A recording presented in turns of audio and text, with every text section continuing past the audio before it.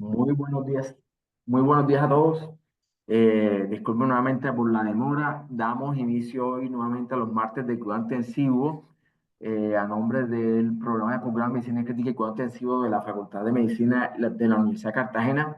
Y en este momento tengo el honor de presentar al doctor Omar Castilla Romero, quien es médico intensivista de la Universidad de Antioquia y actualmente es intensivista de la Clínica Neurocardiovascular del Hospital Serena del Mar y es docente del programa de cuidado crítico de la Universidad del SINU y además docente asistencial de cuidado crítico de la Universidad de Cartagena. Doctor Castilla, muchas gracias por su presentación. Nos va a hablar sobre el ilio en el paciente crítico. Buenos días. Bueno, muy buenos días. Muchas gracias, doctor Dueñas, por la invitación. Muchas gracias al programa de cuidados intensivos. Un gusto estar aquí el día de hoy. Bueno, este tema, es un tema que muy poco día a día lo pensamos, sin embargo, estamos enfrentados a él. Eh, Estamos frecuentemente enfrentados a él. Recordar un chiste muy corto en el cual todos los órganos se reunían a discutir quién mandaba, obviamente el corazón, el cerebro, el pulmón decían que ellos eran ellos, y cuando el intestino se paró y dijo yo soy quien manda, todos se rieron. Sin embargo, a los 5 días les tocó aceptar que él era el que mandaba cuando dejó de cumplir su función excretora. Entonces, este chiste parece absurdo, pero es real, es la realidad que vivimos en la unidad de cuidados intensivos con nuestros pacientes críticos, y incluso pareciera que este chiste lo hubiera inventado un intensivista porque realmente uno lo ve muy frecuentemente. ¿Dónde continúo aquí?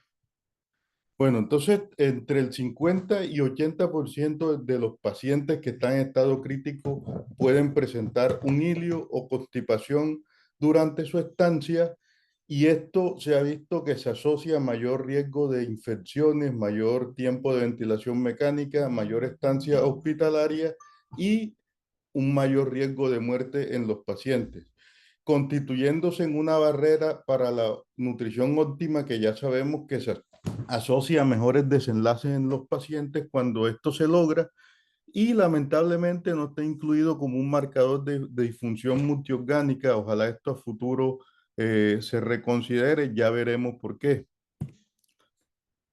Uno de los grandes problemas con el hilio y con la intolerancia gastrointestinal en general es que existen muchas definiciones, son heterogéneas, no hay un consenso como tal, y esto no permite que de pronto se tomen decisiones acorde a los conceptos que se tienen.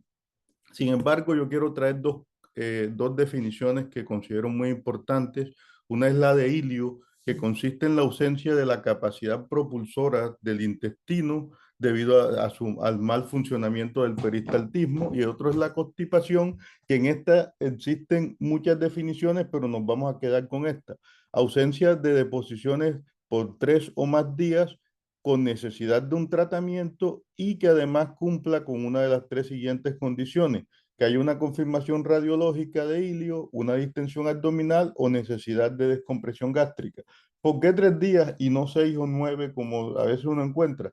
Porque esta es una forma de encontrar tempranamente y tratar tempranamente la constipación, y no esperar a que ocurran más días para poder tomar decisiones.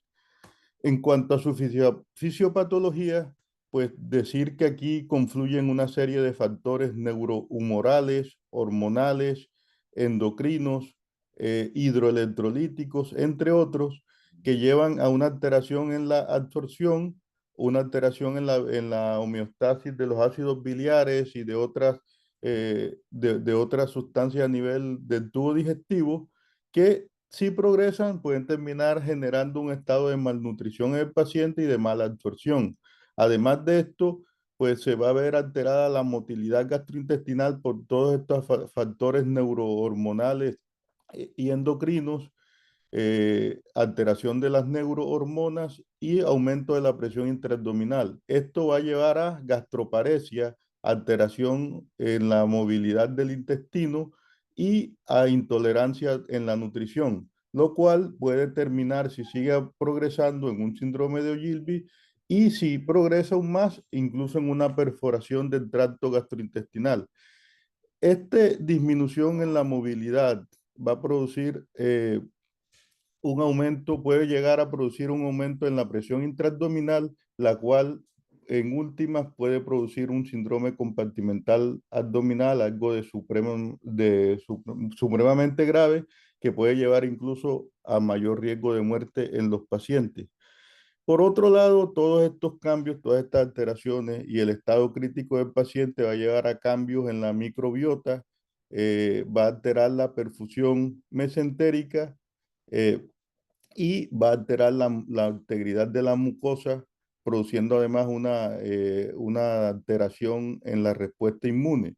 Esto nos va a aumentar el riesgo de infecciones, el riesgo de translocación bacteriana, que es una de las teorías que asocian el hilio a mayor riesgo de muerte en los pacientes, y esto en últimas va a llevar a sepsis en nuestros pacientes. Eh, la isquemia mesentérica va a asociarse a acidosis láctica, y todo esto sumado va a llevar a disfunción multiorgánica incluso en otros órganos, y cuando sumamos toda esta constelación de situaciones, vemos que en nuestros pacientes van a empeorar los resultados.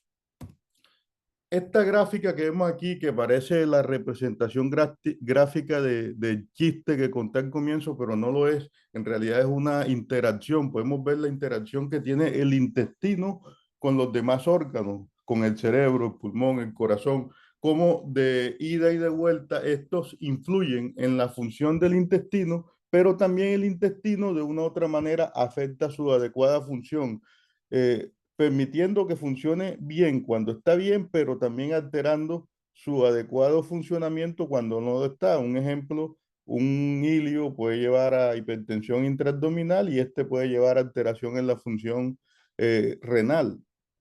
Con respecto al hígado, la translocación bacteriana puede ocurrir y afectar pues la función hepática, también puede afectar la precarga en cuanto al corazón, y así sucesivamente. Eh, entonces la gran pregunta es, ¿se asocia o no el hilio a peores desenlaces en los pacientes?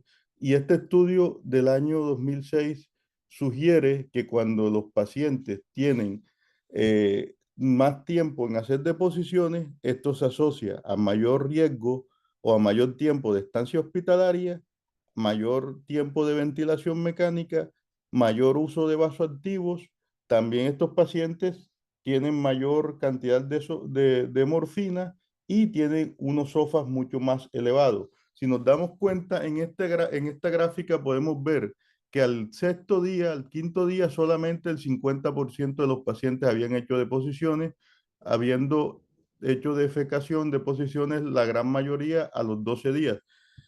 Pero entonces surge la pregunta, ¿qué fue primero, el huevo o la gallina? ¿Es que el hilio y la constipación lleva a mayor riesgo de complicaciones en los pacientes en UCI, o es esta gravedad de los pacientes la que lleva a que ocurra un hilio en estos pacientes? Es una pregunta difícil de responder. Sin embargo, pues durante el resto de esta charla trataré de aclarar esto. Y una luz nos las da este estudio en el cual utilizaron laxantes diariamente en los pacientes ventilados mecánicamente, y se encontró que en los pacientes en los cuales se utilizaba laxante se lograba deposición en menos tiempo. Sin embargo, no hubo disminución en la mortalidad, pero sí un SOFA más bajo en los pacientes en los que se logró deposiciones más tempranas, sugiriendo esto que el hecho de lograr deposiciones tempranas en los pacientes disminuye la respuesta inflamatoria, posiblemente por este mecanismo de evitar la translocación bacteriana que ya habíamos mencionado. Entonces, ¿qué factores de riesgo tenemos para los pacientes eh, en estado crítico que pueden terminar haciendo un hilio? Primero, el estado de inflamación en el cual están la gran mayoría de nuestros pacientes en estado crítico, que como ya vimos puede ser una causa, pero también puede ser una consecuencia el hilio que aparece en ellos. La hipoxemia grave, con PAFI menor de 150, el estado de choque o hipotensión, los apaches altos, al igual que los sofas altos, y trastornos hidroelectrolíticos como la hipocalemia, la hipercalcemia y la hipomagnesemia. También ciertas enfermedades se asocian a mayor riesgo de ilio, como son las enfermedades neuromusculares, la lesión espinal y la cirugía reciente. La inmovilidad en el paciente crítico también hace que haya menos movimiento en el intestino y aparezca mayor ilio y constipación. Y también los balances o muy positivos o muy negativos se van a asociar a mayor riesgo de ilio en los pacientes. Muchos de los medicamentos que utilizamos en la unidad de cuidados intensivos, como son los opioides, el propofol, las benzodiazepinas, que dicho sea de paso, son medicamentos que utilizamos en los pacientes ventilados, que son los que más se afectan con la presencia de ilio. Así también el verapamilo y los anticolinérgicos como el bromuro de iosina pueden asociarse a mayor riesgo de ilio. Por otro lado, la demora en el inicio de la nutrición enteral va a generar mayor riesgo de ilio y constipación y se asocia a mayor riesgo los pacientes en los que se utiliza la nutrición continua que cuando se utiliza la nutrición intermitente, que es lo más parecido a las comidas que uno tiene durante el día en condiciones normales. Entonces, bueno, aquí en este estudio se evaluaron los pacientes en ventilación mecánica a ver qué factores se asociaban con mayor aparición de ilio y se encontró, como ya habíamos mencionado, las PAFIs menores de 150, las presiones sistólicas menores de 90 y las medias menores de 69. Fíjense que cuando se evaluó los medicamentos, los vasoactivos y se evaluó los niveles de PIT que se utilizaban, esto no afectó la aparición de ilio. Entonces, esto nos sugiere que más que las terapias que se utilizan para tratar estas condiciones, es las mismas condiciones en sí las que llevan a mayor riesgo de ilio en los pacientes. Y este estudio adicionalmente sugirió que los pacientes que tenían deposiciones tardías tenían mayor riesgo de muerte, mayor infecciones bacterianas y mayor tiempo de ventilación mecánica. Eh, y además podemos ver cómo aquí en este estudio de anestesia del año 2021 se asocia la ventilación mecánica, tanto no invasiva como invasiva, con mayor riesgo de de demora en las deposiciones y esto posiblemente, primero, por la inmovilidad a la que están sometidas estos pacientes y segundo, por el uso de medicamentos que ya mencionamos, se asocian a mayor riesgo de aparición de ilio en los pacientes. Factores protectores que permitían la defecación temprana fueron la adicción al alcohol, el uso de laxantes y el inicio de la nutrición enteral en las primeras 48 horas. Entonces, en vista de todos estos indicios que sugerían o que sugieren que el ilio se asocia a mayor riesgo de resultados adversos en los pacientes, en el año 2013 se creó y se puso a prueba este score llamado GIF, en el cual se evaluaba la gravedad de la disfunción gastrointestinal en los pacientes, yendo desde 0, un paciente sin ninguna disfunción, hasta 4, un paciente con un síndrome compartimental abdominal, encontrando que a mayor gradificación, mayor riesgo de fallecer en los pacientes. Entonces, este es un score fácil de utilizar que nos predice el riesgo de muerte en los pacientes. Más aún, cuando se combina con el SOFA, se logra una mayor área bajo la curva que puede predecir mayores desenlaces adversos en los pacientes. Y esto nos sugiere lo que habíamos dicho antes, que la función gastrointestinal debería ser parte de la evaluación de la disfunción multiorgánica en los pacientes y ojalá se reconsidere esta situación en los años venideros. En el año 2021 también se hizo este estudio en, en, en Suiza, en el cual se evaluó un nuevo score. Este score es mucho más completo, tiene muchas más variables y tiene una mayor capacidad de predicción incluso que el GIF score, pero la desventaja es esa misma. Tiene tantas variables que quizás se hace difícil aprenderlas y aplicarlas en nuestra práctica diaria y falta ver que reemplace el GIF Score, que digamos que al cual estamos más familiarizados en la unidad de cuidados intensivos hasta hoy día.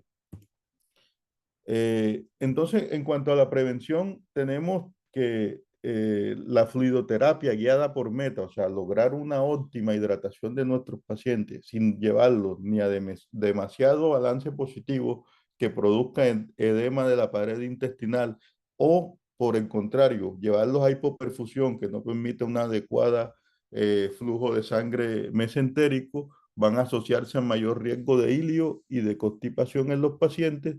Ya habíamos mencionado trastornos hidroelectrolíticos como la hipocalemia, la hipomagnesemia, eh, la movilización temprana de los pacientes también permite que se disminuya el riesgo de hilio, la nutrición enteral temprana, el uso de fibra y las estrategias de analgesia multimodal que permiten el ahorro de medicamentos opioides.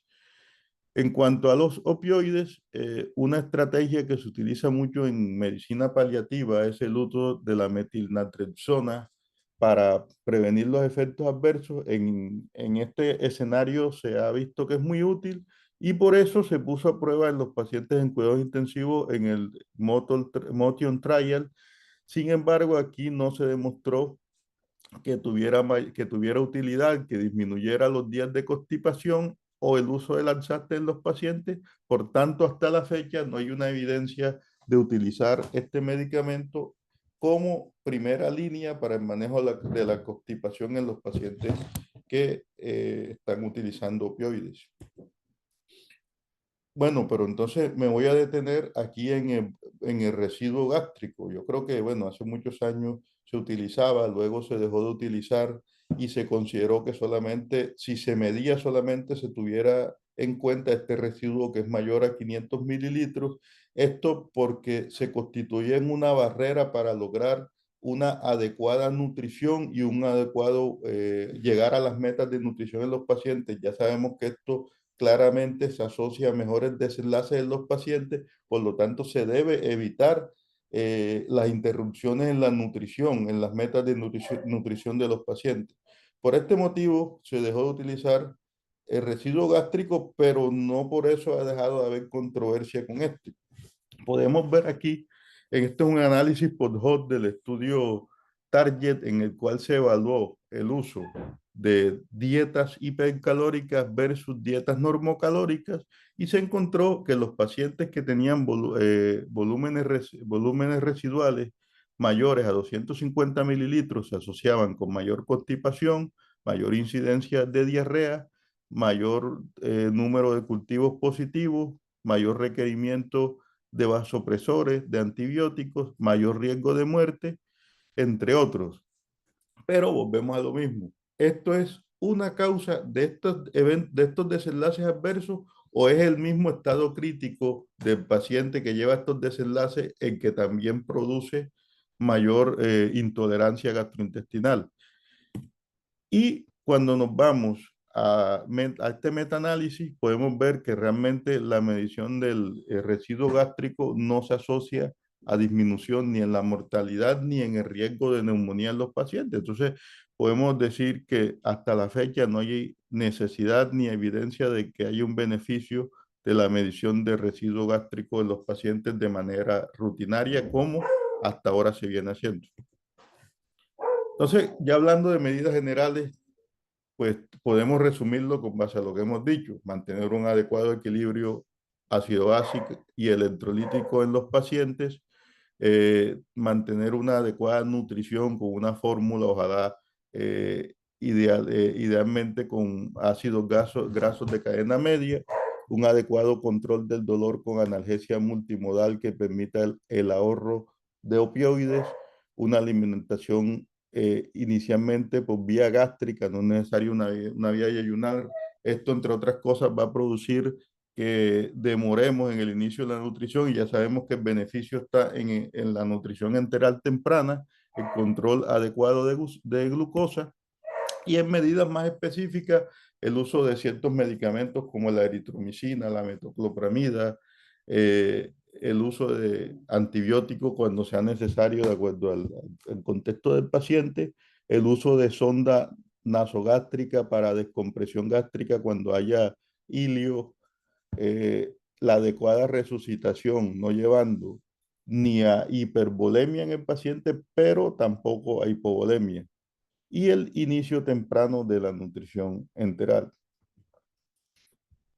Entonces, en cuanto a los medicamentos prokinéticos, existen, digamos, dos grandes estudios que evaluaron esto. El primero, pues, evaluó el cisaprida, eritromicina y la metoclopramida, demostrando que los tres eran muy útiles. Hoy día ya sabemos que el cisaprida salió del mercado debido al mayor riesgo de prolongación del QT. Seguimos contando con la eritromicida y la metoclopramida, e incluso cuando estos se han utilizado en combinación, se ha demostrado su utilidad, pero además su seguridad, a pesar de que ambos pueden producir prolongación del QT.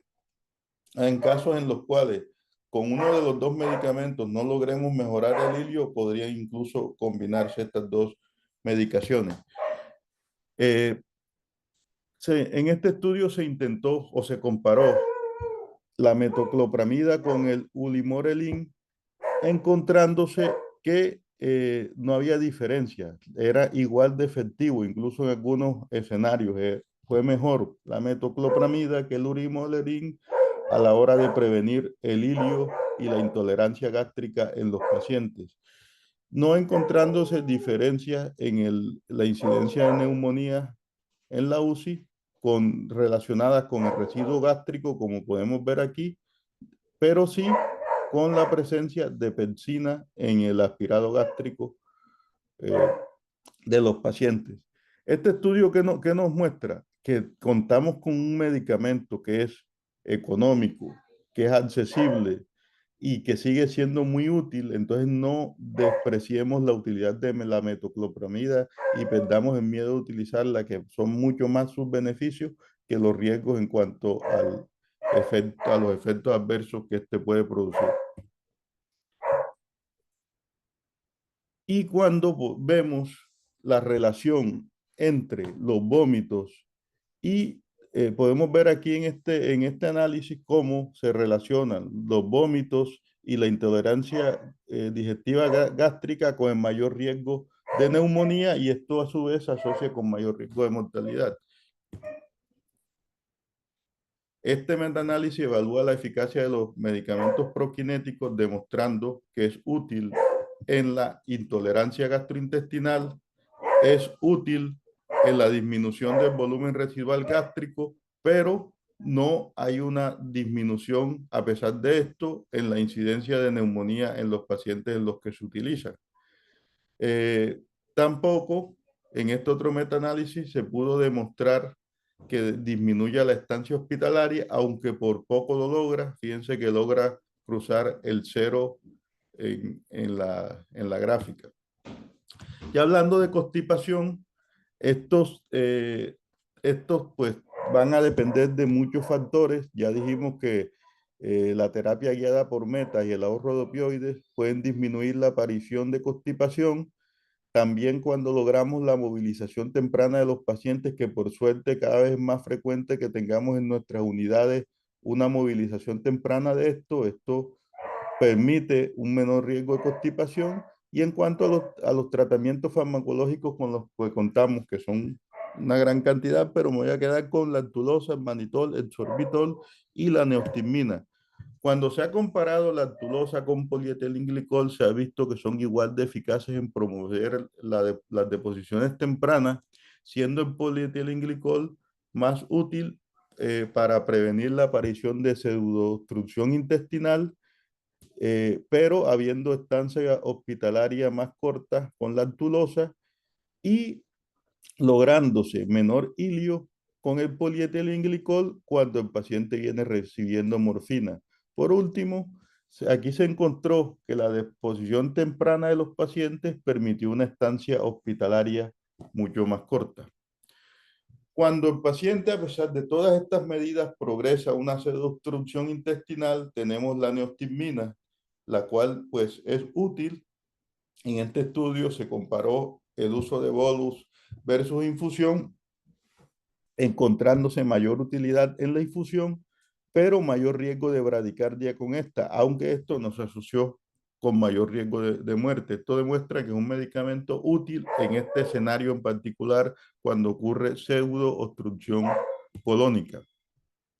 En cuanto a la fibra, hay múltiples reportes que demuestran su utilidad para prevenir la aparición de diarrea y algunos incluso sugieren que disminuye el riesgo de neumonías asociadas a la ventilación mecánica.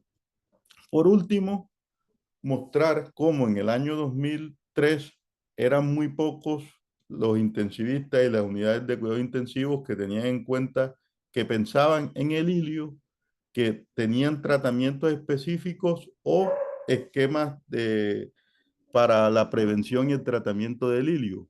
Ya para el año 2020 podemos ver cómo esto cambió, cómo ha aumentado la incidencia de UCI, la presencia de UCI que tienen protocolos para manejar el ilio, aunque hay que decir que en este análisis las 44 UCI hacían parte de un protocolo, de un estudio en el cual se evaluaba el uso de probióticos en los pacientes, así que no sabemos qué tanto esto pudo haber influido. Bueno, muchas gracias.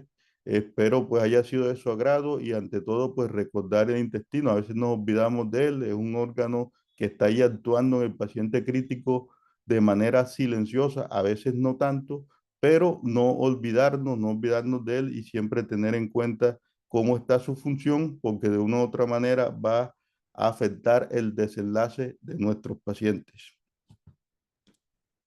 Muchísimas Gracias. gracias, doctor Castillo.